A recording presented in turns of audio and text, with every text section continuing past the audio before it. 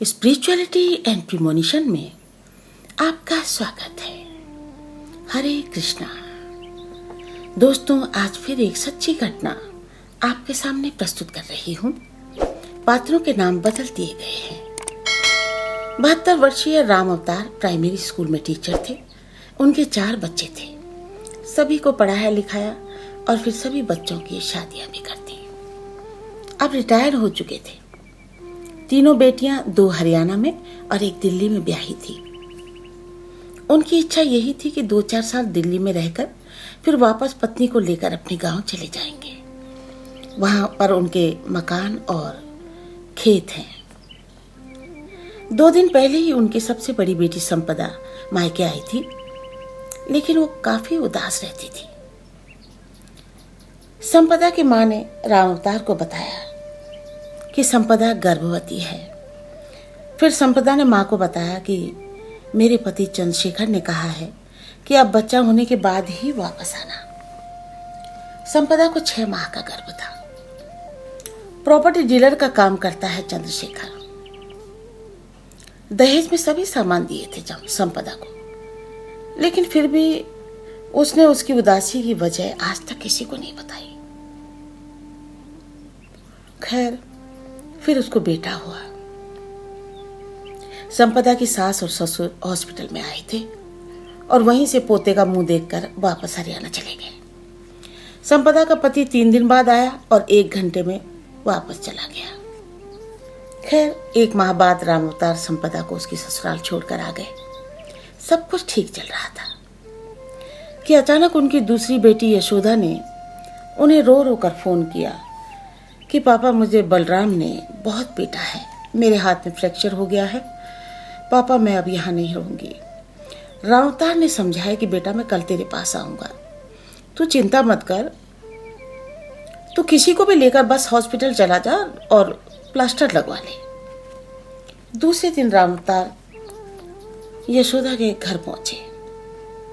यशोदा की सास, ससुर और पति ने उनका बड़ा अपमान किया और कहा कि आपने बेटी को अच्छे संस्कार नहीं दिए। राम अवतार ने देखा कि यशोदा का हाथ तो वैसे ही खुला पड़ा था। कोई उसे हॉस्पिटल लेकर नहीं गया था। राम अवतार उसे हरियाणा के ही एक सरकारी हॉस्पिटल में ले गए और प्लास्टर लगवाया। यशोदा बोली कि पापा, मेरे सास ससुर 2 लाख रुपया लाने को कह रहे हैं। मुझे रोज गालियां देते हैं।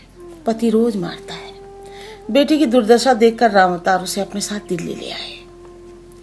राम अवतार ने अपनी सारी सेविंग बेटे बेटियों के विवाह में खर्च कर दी थी। अब सिर्फ पेंशन से उनका गुजारा चल रहा था। यशोदा के घर पर आ जाने से राम अवतार के बेटे की बहू गीता को बड़ी परेशानी होने लगी और वो उनके बेटे अरुण को उल्टा सीधा सिखाने लगी।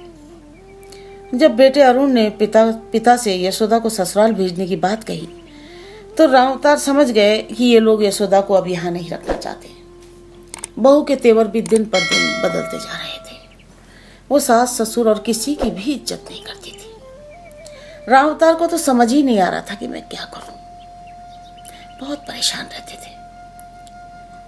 फिर अचानक ही एक दिन उनके दिल्ली वाले दामाद का फोन आया कि आपकी बेटी सफदरजंग अस्पताल में भर्ती है।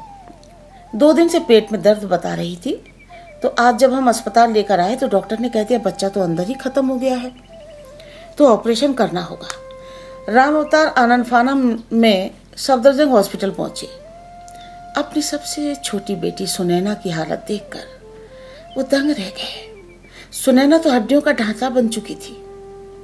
सुनैना का पति शंकर को राम अवतार हर माह फोन करते थे, लेकिन वो हमेशा उनसे यही कहता था कि अभी मैं घर से बाहर हूँ, घर जाकर सुनैना से बात करवा दूंगा, लेकिन कभी नहीं करवाता था। राम अवतार बहुत सीधे स्वभाव के थे, इसीलिए सब पर विश्वास करते थे। ऑपरेशन के बाद जब राम अवतार ने सुनैना को होश आने के बाद उससे बात की तो वो फूट फूट कर रोने लगी। उसने कहा कि शंकर उसे रोज पीटता था और 2 दिन पूर्व ही उसने उसके पेट पर इतनी जोर के लात मारी थी कि उसके बाद से ही उसकी हालत बिगड़ गई थी।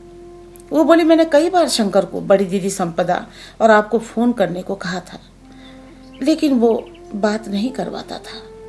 राम अवतार को ये सब बातें सुनकर बड़ा गुस्सा आया। उन्होंने हॉस्पिटल में ही पीसीआर बुलवा दी। शंकर तब वहीं घूम रहा था। पुलिस को देखते ही वो भाग खड़ा हुआ, लेकिन शंकर की माँ वहीं हॉस्पिटल में बैठी थी, तो पुलिस वाले उसकी माँ को उठाकर थाने ले गए। मेडिकल रिपोर्ट में पुष्टि हो चुकी थी कि बच्चा चोट लगने से ही मरा है। तभी शंकर ने फोन कर सारी रिश्तेदारी में हंगामा कर दिया और 3 घंटे के अंदर संपदा भी हरियाणा से सफदरजंग पहुंच गई और पिता को डांटने लगी कि आपने पुलिस केस क्यों किया। सुनैना की पूरी जिंदगी का सवाल है। अब शंकर अगर गिरफ्तार होगा तो फिर ये भूल जाना कि सुनैना को वो रखेगा। पापा आप केस वापस ले लो, चंद्रशेखर सब कुछ रफा दफा करवा देंगे। फिर समझौते की कवायद होने लगी और फिर 2 माह के अंदर ये केस ठंडे बस्ते में चला गया। और शंकर फिर सुनैना को ठीक होने के बाद अपने साथ ले गया। 1 सप्ताह बाद बड़ी बेटी संपदा और चंद्रशेखर घर पर आए और यशोदा को वापस उसकी ससुराल छोड़कर आ गए। 1 माह तक सब कुछ ठीक चलता रहा। उसके बाद फिर यशोदा का फोन आया कि शंकर ने दोबारा उसी हाथ को तोड़ दिया है उसके।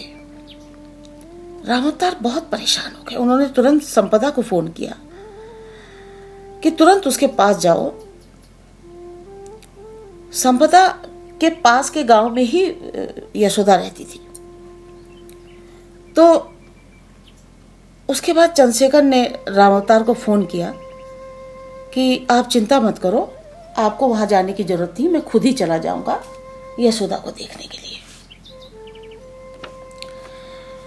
और फिर चंद्रशेखर वहां नहीं गया, लेकिन रामावतार को उसने फोन में कह दिया कि फ्रैक्चर वगैरह कुछ नहीं था, इसीलिए अस्पताल ले जाने की जरूरत ही नहीं पड़ी और मैं अब वापस आ गया हूं।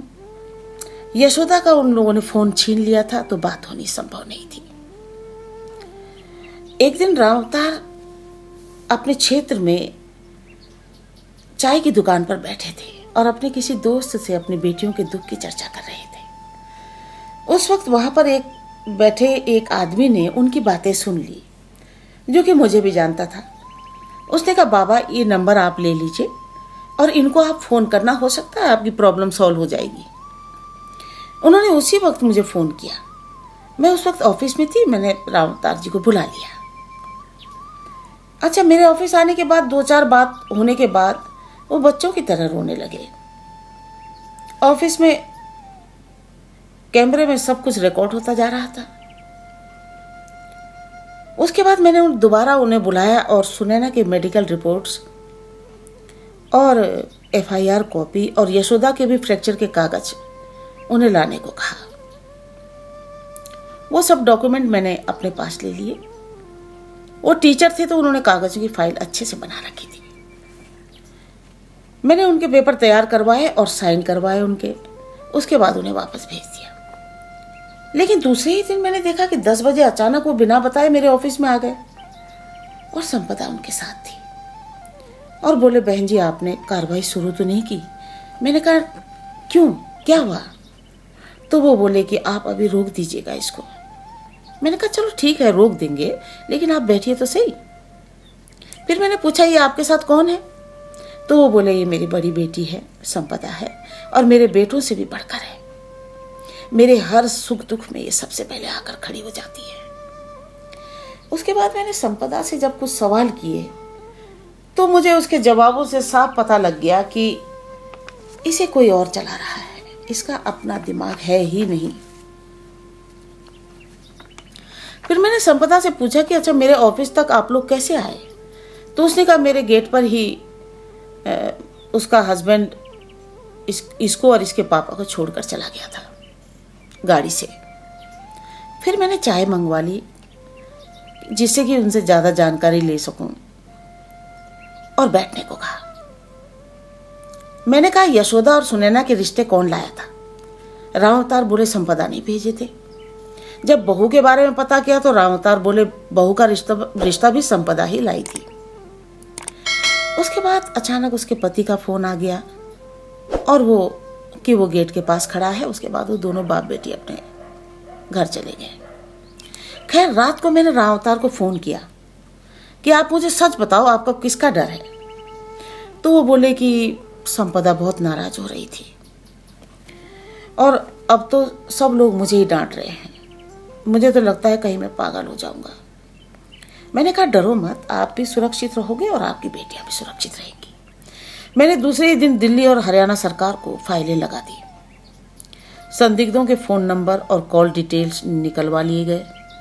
एफआईआर दर्ज हुई। एक हफ्ते के अंदर चंद्रशेखर को उसके ऑफिस से पुलिस ने उठा लिया और फिर उसको जिप्सी में बैठाकर बाकी लोगों को भी फ़ोन करवाए और फ़ोन से बुलाकर शंकर और बलराम को भी गिरफ्तार कर दिया और वो जेल भेज दिए गए।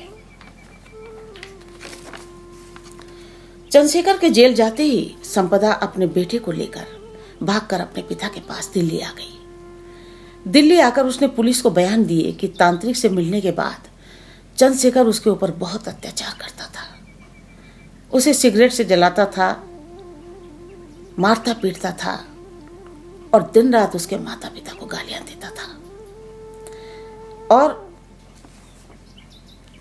उसकी बहनों के पति शंकर और बलराम को भी भड़काता था कि अपनी बीवियों को इतना मारो कि ये भाग जाए, तुम्हारे केस भी मैं लड़ूंगा और तुम्हारी दूसरी शादी भी मैं करवाऊंगा।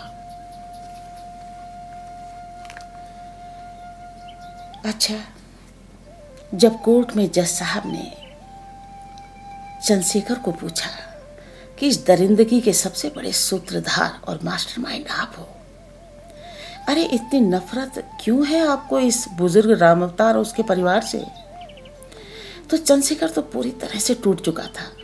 वो कोर्ट में ही रोने लगा।